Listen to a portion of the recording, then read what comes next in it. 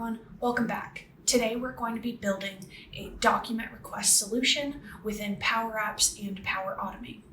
You can see here on the left-hand side that we have names of documents that are frequently requested. There are buttons on the right-hand side to request that specific document.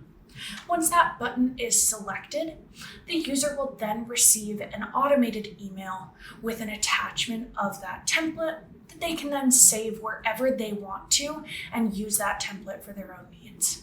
Let's start building. We're going to go ahead and start building in the same app that I built the demo in. So we'll go ahead and click on the new screen drop down here.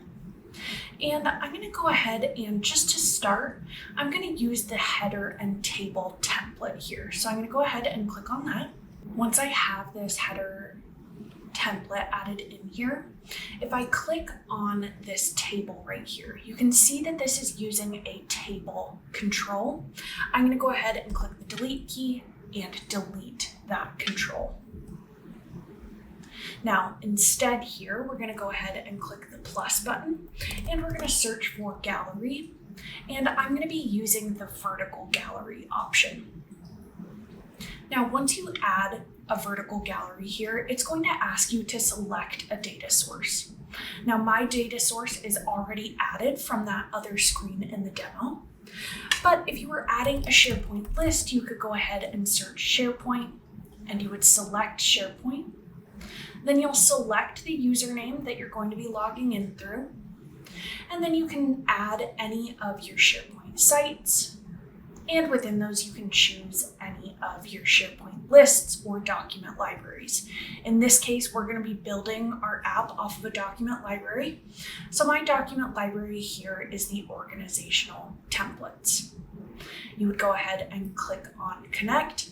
I'm going to go ahead and just exit out since I already have that added here.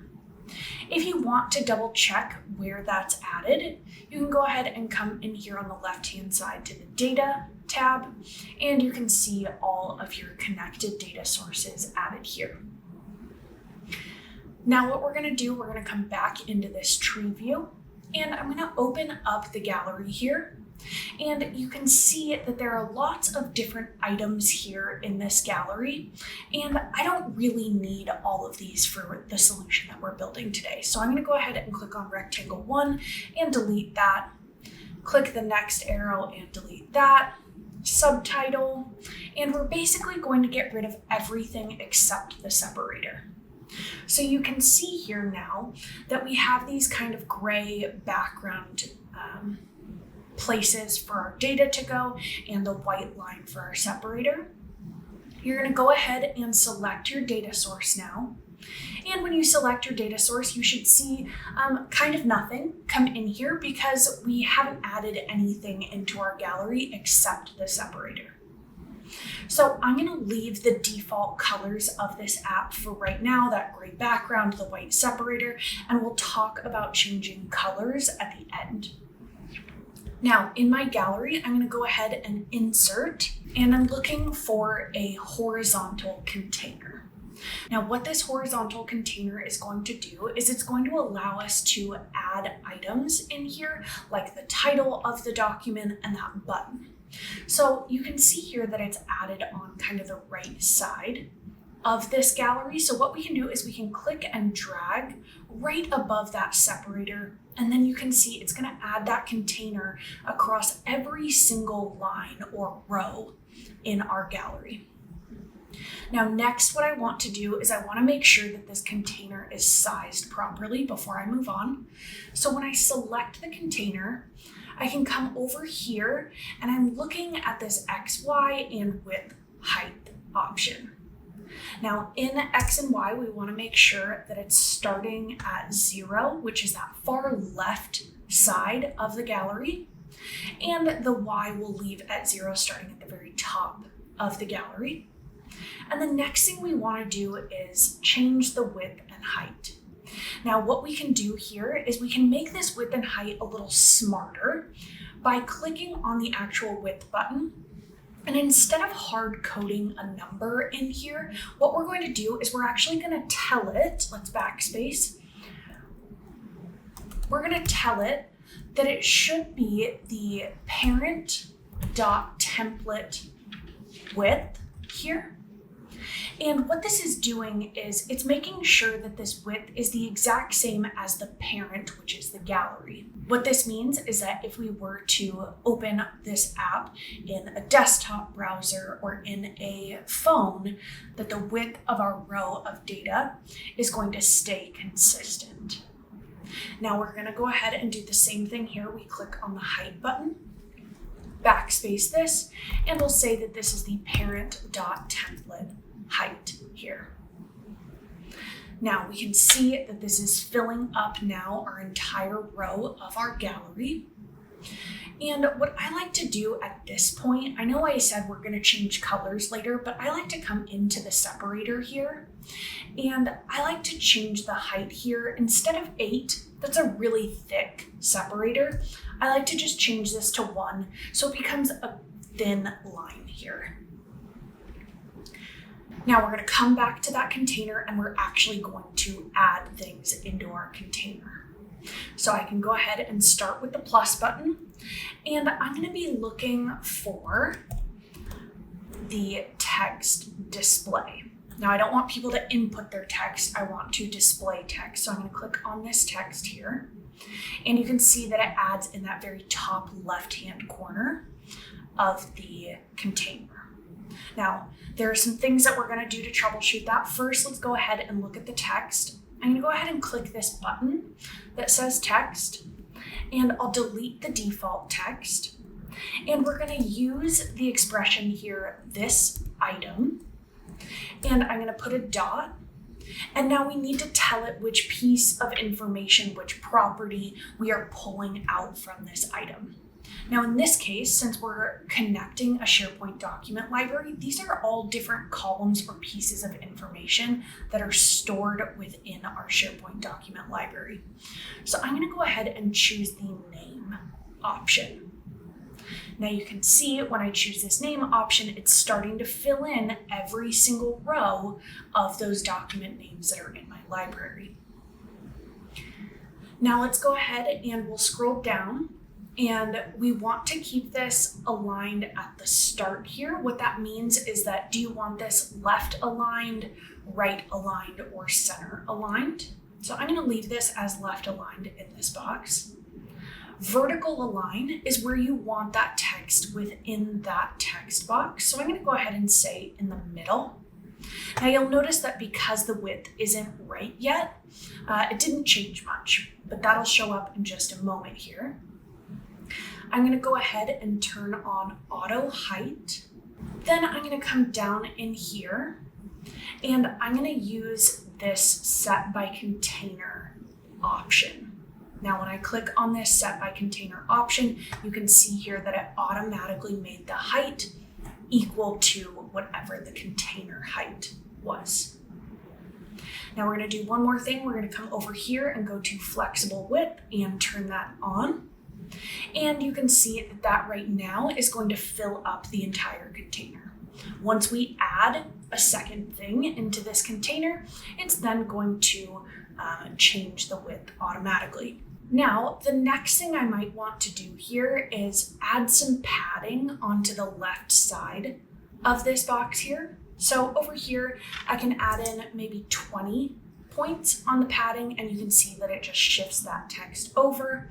If I click out of this, you can see how it adds that indent a little bit from our separator. I'll click back into my container. And now I may want to change the font size. So I'll go ahead and click on my text canvas, and I can scroll down here, and in my font size, maybe I want this to be 16-point font, so it's a little bit bigger. All right, now that we have the names of our documents in, let's go ahead and add that button in to request the document. So let's go ahead and click Insert, and we'll be looking for this button option. Once I select button in here, we're gonna have to do a lot of those same changes that we made in order to get it formatted properly. So let's go ahead and change the text of our button. Now we don't need this to be any sort of formula, so I can just change it right here in this text box. I can say that this is going to say request document, and then you see that it's added that request document text to every single row.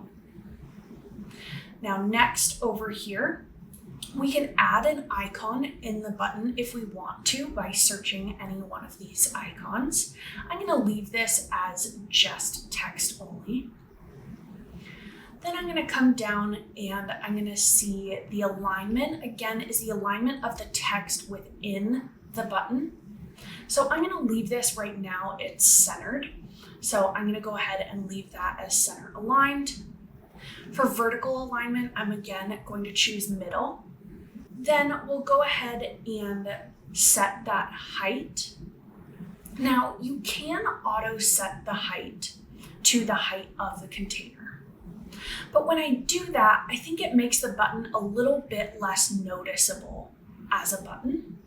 So you can choose to keep this container height if you would like to, or you can go ahead and click on the center in the middle of the height and leave this, or maybe increase this to 40.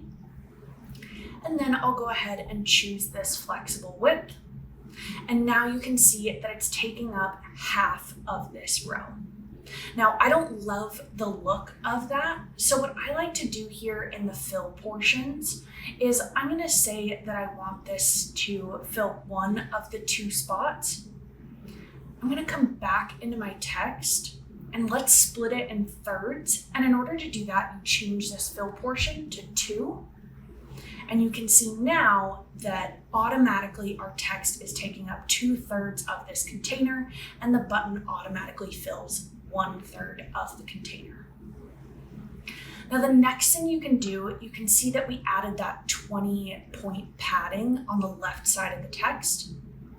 I can go ahead and come into the button and I can add 20-point padding on the right here. Now the reason I did it inside the text as opposed to inside the container is because once we move text over to the left, you can't really see a difference here. But in order to move the entire button over, you need to do that inside the container.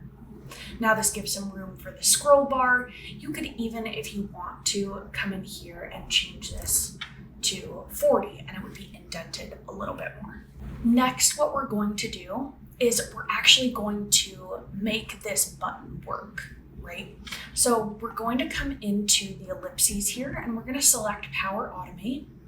And you can see that I already have an automation set up from that other screen, but we'll go ahead and click to add flow.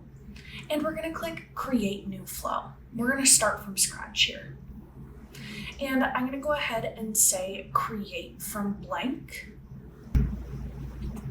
Okay, when we are creating a flow within Power Apps, the first thing I always suggest here is naming your flow. And the reason is because I always forget to when I'm in here, and then it's going to name it something funky on the back end. So I always try to remind myself to start with naming the flow here. And then I'm going to open up this trigger. Now, when we're building automations from a Power Apps trigger, we're not actually coding or putting any of the information in at this point.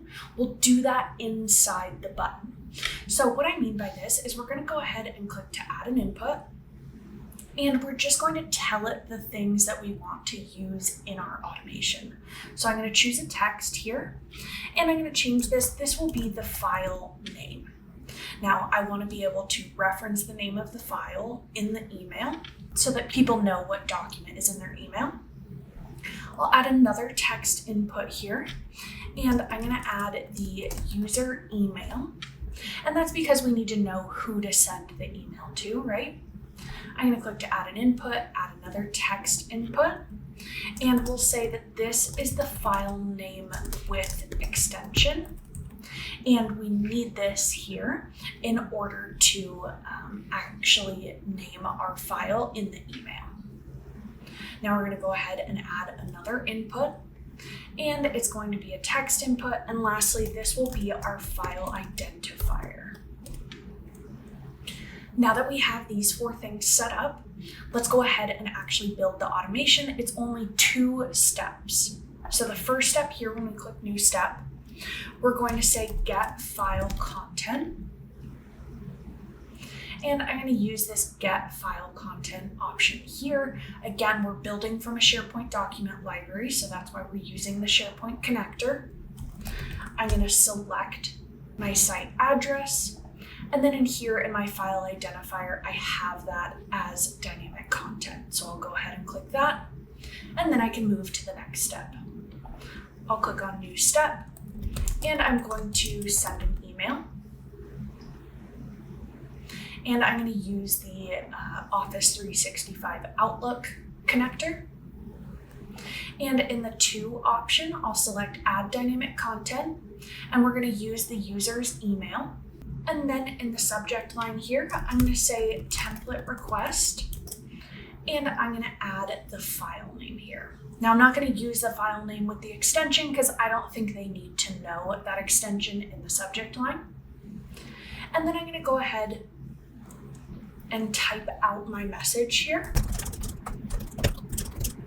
And I'm going to use the file name or any other dynamic content you've set up in the appropriate spot. Now, once I have this set up, once we're done writing our email, we're going to go ahead and click open this show advanced options, and we need to come down here to the attachments. Now, in the attachment name, we want to use the file name with the extension. Now, if we use the file name without the extension, Outlook and Power Automate are not going to know what type of document this is, so it's not going to send properly. Then here in the attachment content, we need to go ahead and select file content here, and then we'll go ahead and click save. Now, once this saves for the first time, it's going to automatically exit you out of this create your flow option. And then you can see on the left-hand side here that it's loading, and then your automation will populate here once it's done. Now you can see the first one I built was this send email with document. The one we're building on our screen is the playbook document request library automation. Now what we need to do in order to make this work properly here is we need to add some code into the onSelect property of this button. So I see the button here. You want to make sure in the top left that you're in the onSelect property. Now, most of the time when you select a button, it's going to default to this property. And what I like to do over here on the right-hand side is open this up and drag the size down just a little bit so I have a bit more room to work here. Now I'm going to go ahead. Right now it's saying false, which means that this button, even if you click it, will do nothing. And that's not what we want it to do. So we want it to call on that automation. Now, if you start typing the name of the automation, you can see that in small text down here, that we're going to use the playbook document request library. That's the name of our automation, and we're using the .run option. So I can go ahead and click on that. And then it's going to show me here those 4 text inputs that I gave it in the automation. We need to include them here. It needs to know that information once we click the button. Now, if you're ever frustrated or don't remember what text_1 is, you can see right here, it's telling you the actual name that you gave the input in your automation trigger. So you want to make sure that you're setting those names up so that you know what they are. So the first thing here, we need to know the file name. I'm going to click enter on my keyboard to return. And our file name is going to be this item.name. And that's our file name. We'll type a comma. I like to enter to return. And now the user's email is always found with the user function, and open and close parentheses. And then we put a dot here, and it will show the types of things that we can pull about the user running our app. So I'm going to go ahead and click email, a comma, a space, and an enter to return. And now we need the file name with the extension. So we're going to say this item dot file, and once I start typing, I can see the option here, and I can just click that with my mouse. And now lastly, a comma, a space, and an enter to get our file identifier. And to do this, we're going to say this item dot identifier. Now here you want to be really careful. We're using the identifier, not the ID number. So we'll make sure that you're selecting identifier here. These are the end of the inputs that we need to run this automation. We'll go ahead and click enter, close our parentheses out. And you can see that even if I backspace here, this has a red X telling me, hey, something about your button isn't working. Once I add that closed parentheses here, you can see it that warning symbol goes away for all of my buttons. I can go ahead and click to collapse this. And now we'll go ahead and click the play button to preview the app. And I'll just test it with one of these templates. So I'll scroll down and we'll do the event planning checklist. We can go ahead and click on this button. Now we'll need to go into our email to check that this worked. We can see here that the template was sent over email. The template is attached here. If we click on it, we can save it or we can open it in Word. And we can see that the text we have was entered properly. Now, let's go ahead and come back into the app here. And we'll come back into the tree view and we'll talk about changing the colors of this. You can see here that once I exited out of the preview, it kind of dropped me wherever I was in the preview. If this ever happens, you don't need to go back into the preview to scroll up to the top. You can go ahead and hold the Alt key and you can interact with any of the options in your app. So the first thing I might do here is in my gallery, I'll select this and I'll probably change the gallery color to white. And then you can see here that I get a much cleaner look. People know what is the gallery versus the header or something else.